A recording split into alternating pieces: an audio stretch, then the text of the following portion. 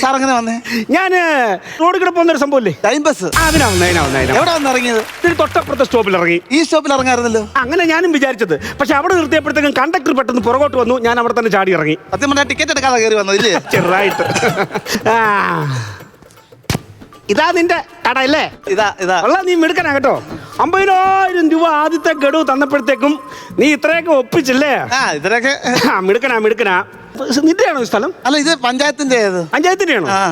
പ്രോപ്പർട്ടിക്ക് എന്തോ കൊടുക്കും? വാക്സിൻ കൊടുക്കും. വാക്സിൻ കൊടുക്കും. അല്ല, പേപ്പട്ടിക്ക് എന്തോ കൊടുക്കുന്നു? പേപ്പട്ടി അല്ല, ഈ കടയിരിക്കുന്ന പ്രോപ്പർട്ടി, ഈ വസ്തു, അതിനെന്ത് കൊടുക്കുന്ന 2000 രൂപ വാടക കൊടുത്താൽ മതി. ഇത്രയൊക്കെ ഒപ്പിച്ച് വെച്ചില്ലേ, അപ്പൊ അവർക്ക് ഭയങ്കര സന്തോഷം ആണല്ലേ.